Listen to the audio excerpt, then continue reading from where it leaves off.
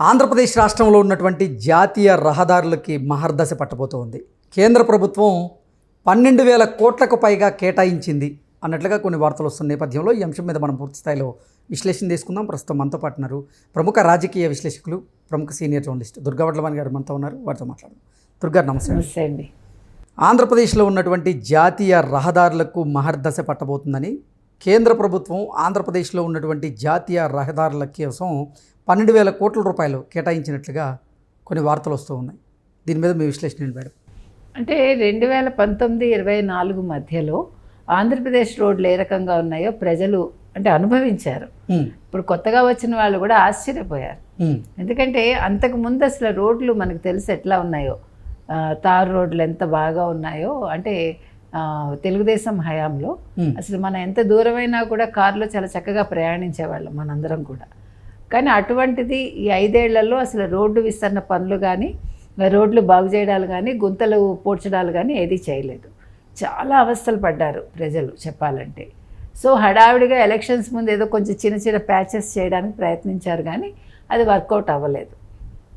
So ఇప్పుడు కేంద్ర రవాణా శాఖ కావచ్చు, వాళ్ళు దృష్టి పెట్టి మీరు చెప్పినట్టుగా 12,152 కోట్లతోటి వాళ్ళు విస్తరణకి పచ్చజెండా ఊపారు. అంటే 2 వరుసల్లో రహదారుల విస్తరణ కార్యక్రమం మొదలవుతుంది. సో ఇది ఎక్కడెక్కడంటే పెడన లక్ష్మీపురం హైవేకి 4,245 కోట్లండి. తర్వాత ఆకివీడు దిగమర్రుకి 2,560 కోట్లు. తర్వాత 1,182 కోట్లతోటి కడప మొద్దనూరు హైవే విస్తరణ. గువ్వల చెరువు ఘాటు వద్ద 920 కోట్లతో 8 కిలోమీటర్ల సొరంగం తవ్వుతున్నారు.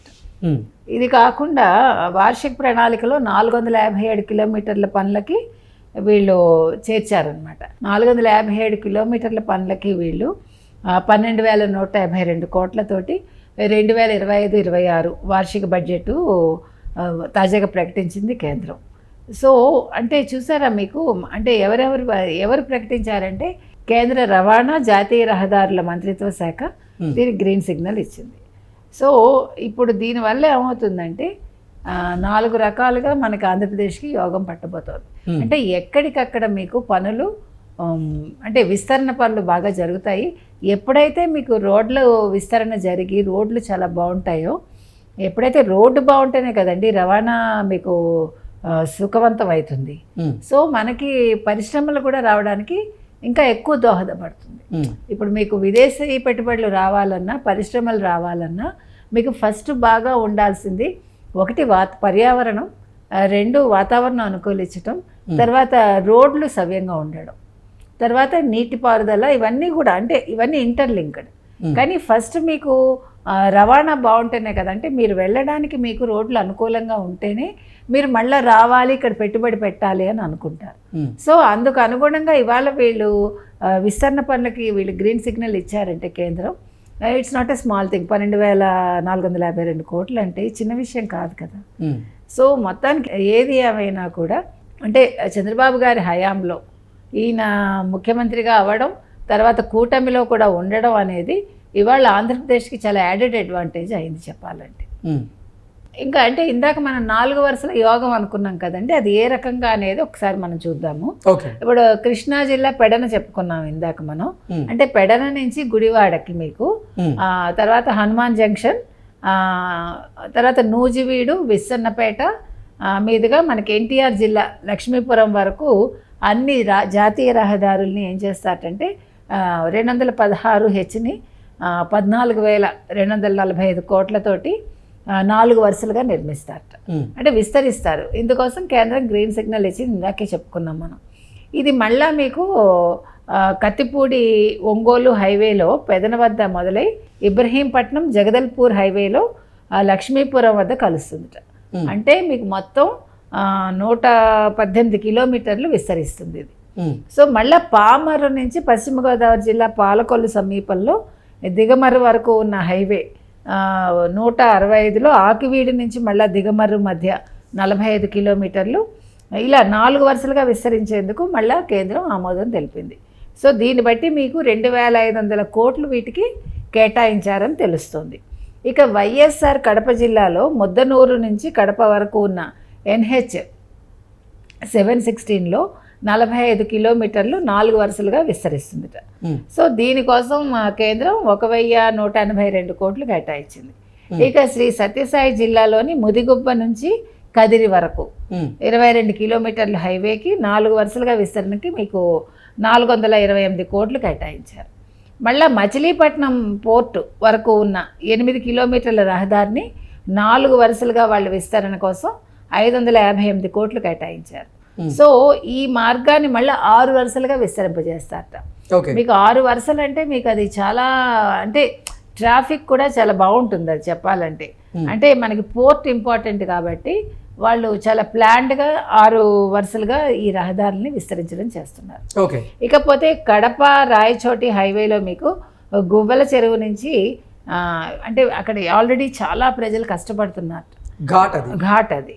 సో వాళ్ళ కష్టాలు తీర్చేందుకు ఏం చేశారంటే అక్కడ 8 కిలోమీటర్ల మేర 4 వరుసలు రహదారితో కూడిన సొరంగ మార్గం, సొరంగ మార్గాన్ని 950 కోట్లతో గువ్వల చెరువు ఘాట్ వద్ద 8 కిలోమీటర్ల మేర సొరంగాన్ని ఏర్పాటు చేయాలి. దీనివల్ల మీకు ప్రజలు ఎంత ఊపిరి పీల్చుకుంటారో ఆలోచించండి. అంటే ఎంత బాగా కేంద్రం కావచ్చు రాష్ట్రం కావచ్చు ఆలోచిస్తోంది ప్రజల సౌకర్యం కోసం. ముఖ్యంగా వాళ్ళు ఇప్పుడు ఏమంటే బిజినెస్లు చేసుకునే వాళ్ళు ఇటు అటు వెళ్తారు, పిల్లలు స్కూళ్ళకి వెళ్ళాలి, రకరకాల కారణాలతో వాళ్ళు ట్రావెల్ చేయాలి. సో వాళ్ళకి సుఖమయం అవుతుంది వాళ్ళ జీవితం చెప్పండి. ఇది చాలా మంచి పని అండి. తర్వాత 10 మీటర్ల వెడల్పుతోటి హైవే విస్తరించేలా. 10 మీటర్ల వెడల్పు అంటే జస్ట్ ఇమాజిన్ ఎంత బ్రాడ్గా వెడల్పు కాకుండా దానికి ఇంకా 10 మీటర్ల వెడల్పు పెంచి చేస్తారంటే ఎంత బ్రాడ్గా ఉంటాయి రోడ్లు ఆలోచించండి.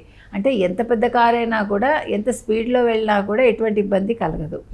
ముఖ్యంగా మీకు యాక్సిడెంట్స్ కూడా తగ్గుతాయి. ఇకపోతే అమలాపురం నుంచి రావులపాలెం వరకు 7 మీటర్ల వెడల్పుతో ఉన్న 32 కిలోమీటర్ల హైవేని 10 మీటర్ల వెడల్పుతో విస్తరించేందుకు 735 కోట్లు చెల్లిస్తారట.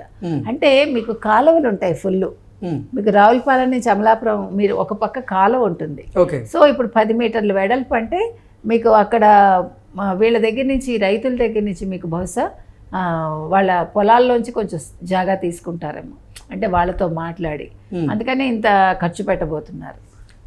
రావులపాలెం టు అమలాపురం ఈ రూట్లో రాకపోకలు పెరిగాయా? అందుకే ఎప్పుడూ ఎక్కువే ఉంటుంది మీకు. ఎందుకంటే మీకు కొబ్బరి వ్యాపారాలు చేస్తారు, అరటి గెల్లల వ్యాపారం ఉంటుంది, అరటి పువ్వులు, అరటి ఆకులు, ఇంకా అసలు మీకు అన్ని వ్యాపారమే కదా.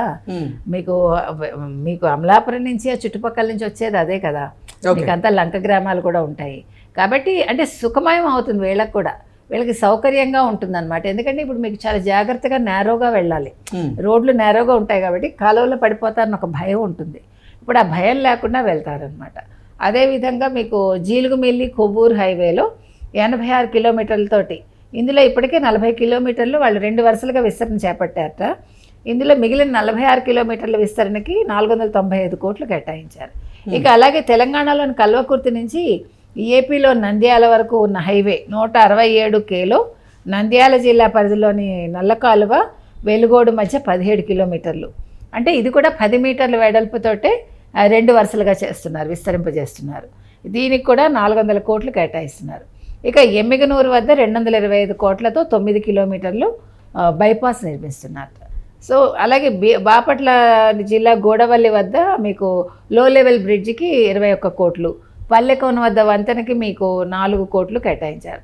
ఇక సత్యసాయి జిల్లా ముదిగుబ్బ వద్ద రైల్వే గేట్ ఉన్న చోట వీళ్ళు ఏం చేస్తున్నారంటే వంతెన నిర్మాణానికి 50 కోట్లు వీళ్ళు కేటాయిస్తున్నారు. ఈ ఆర్థిక సంవత్సరంలో వార్షిక ప్రణాళికలో ప్రాజెక్టులకి వీళ్ళు మార్చి 31 లోపు సమగ్ర ప్రాజెక్టుని వీళ్ళు నివేదికలు సిద్ధం చేస్తున్నారు.